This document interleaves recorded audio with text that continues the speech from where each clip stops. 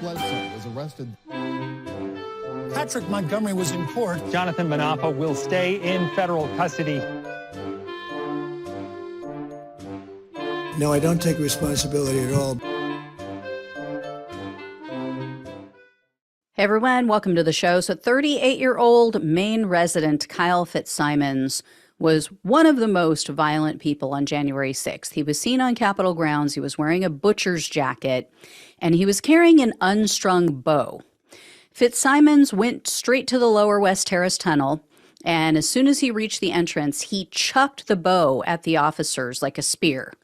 So that bow struck a female officer in her helmet. Then a couple of minutes later, Fitzsimons repeatedly swung his arm at another officer's face. He was trying to strike him, and he was attempting to remove his gas mask. That officer's mask became dislodged, so it broke the seal around his face, and then that's when another member of the mob sprayed that officer with what the officer believed to be bear spray. As that officer fell back to try to recover from the chemical attack, Officer Sergeant Gunnell, who we've all become acquainted with, we all know of, he stepped up to help that officer. And that's when Fitzsimons grabbed Officer Gunnell's shoulder pad strap. He repeatedly yanked it, and he yanked him toward the mob and to the ground. Only when a second officer stepped up and struck Fitzsimons with a baton, then he finally let him go. But that didn't stop him, because then he stepped forward toward the police line and he just started swinging at them. He managed to land a few blows, they said, and then Fitzsimons stepped back for a minute. They said he shook his head and his body and he clenched his fists like he was getting ready for something. And then he charged at the police line again. So he was swinging his fist just indiscriminately. He punched at least two additional officers, they say. Finally, after being struck in the head either by the police or possibly even by another member of the mob, Fitzsimons finally left the tunnel. So following the Capitol attack, in an interview with a local newspaper, Fitzsimons told a very different version of events. He said that he carried the unstrung bow onto the Capitol grounds as a sign of peace. And he claimed that he was unwillingly pushed toward the police line, and then they just clubbed him for no reason. And on January 7th, Fitzsimons called into a local town meeting, and he repeated all of this same BS. Fitzsimons called it a peaceful revolution, that's a quote, and also a setup. So Fitzsimons was arrested on February 4th of 2021, and in a superseding indictment, he was charged with civil disorder, obstructing an official proceeding, 4 counts of assaulting officers, one of which included a deadly or dangerous weapon enhancement, entering restricted grounds, 2 counts of disorderly conduct, and 2 counts of physical violence, one of which also included the deadly or dangerous weapon enhancement. But Fitzsimons refused to take a plea deal. He opted instead for a bench trial, and 3 officers testified about his violence and how they've been affected by it. Officer Nguyen testified that he was the one whose mask Fitzsimons pulled away from his face, while the other member doused him with the bear spray. And then that officer was knocked down at the same time, and he said, quote, "In my head, I thought that was it for me. I thought that's where I'm going to die. In my head, I told myself, if you want to see your family again, you need to gather yourself." Sergeant Gunnell told the jury that when Fitzsimons was yanking on his shoulder, it was, quote, "one of the worst pains I felt in my life." As a result, he suffered a partially torn rotator cuff and labrum, and it forced him to retire early. So he missed out on a promotion. His career was over. The third officer, Sarah Beaver, such an unfortunate name. Anyway, Officer Beaver was the one who was hit in the head with the unstrung peace bow, quote unquote. So she told the judge that after spending hours in the tunnel, quote, "I couldn't breathe and I was afraid if I passed out, I was going to die."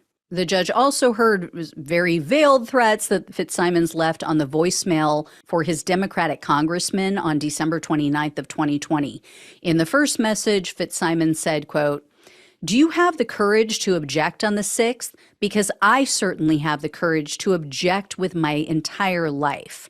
My name is Kyle Fitzsimons, and I will be in D.C. on January 6th. U.S. District Judge Rudolph Contreras presided over this case, and in August of 2022, Fitzsimons was found guilty on all counts. Based on the most serious felony, he was facing up to 20 years in prison, 3 years of probation, and $250,000 in fines. And this time, the government requested a pretty decent sentence of 188 months behind bars. So that's just over 15 and a half years.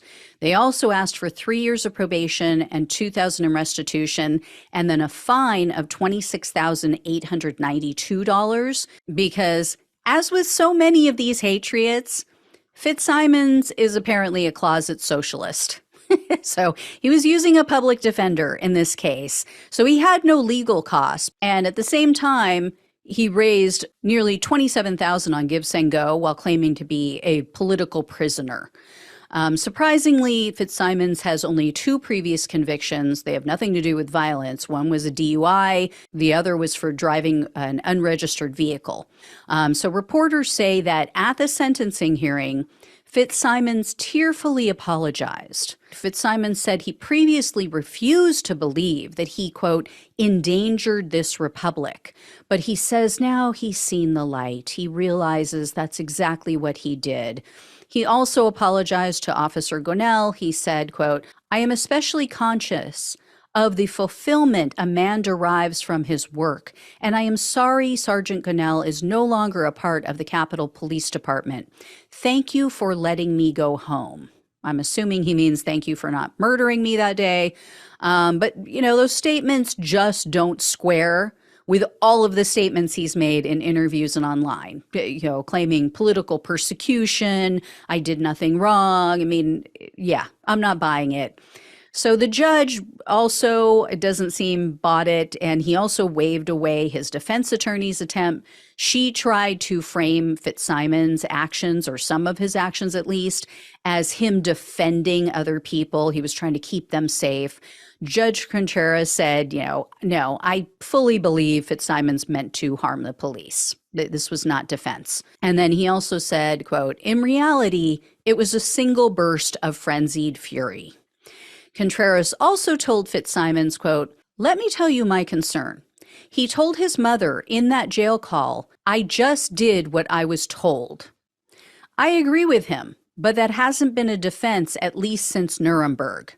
We're headed for a rematch. If that call goes out again, what comfort should I have that he won't be one of those abled bodies? So, in other words, you can't just say, oh, I was just doing what I was told, right? Just following orders, and then expect the court to say, oh, okay, let me allow you to go free, and we have another election coming up, and we're going to trust you not to do the same thing. So in the end, the judge sentenced Fitzsimons to just over 7 years. Fitzsimons was sentenced to 87 months in prison and $2,000 in restitution. Unfortunately, he refused to impose a fine. Judge Contreras said, I don't have enough information about this fundraiser to require that he fork over this money, that he relinquish this cash. Also, the judge said he has a 3-year-old daughter, meaning Fitzsimons has a 3-year-old daughter, not the judge. And he said she needs to be taken care of. So really, this is weak, considering this is one of the most violent people on January 6th, and considering that he refused to accept responsibility before now. He refused to take a plea deal, right? I would expect this sentence for someone this violent if he had taken a plea deal to assaulting officers, not someone who forced the government to go to trial. And he was found guilty on all counts, 11 counts, and this is all he gave him. And he's going to receive credit for time served, so about 2.5 years at this point. So this guy will be out in another 5 years, maybe less, with, good behavior. It's unreal, these judges. Oh, anyway, guys, I will let you know if I hear any more. Thank you so much for watching and listening. Please like, share, please subscribe. If you have not already, please become a supporter if you can. If you can donate one time, that's awesome. If you can become a monthly donor, that is even better to keep the show going long term. Greatly appreciate it. Love you all. Take care, and I'll talk with you soon.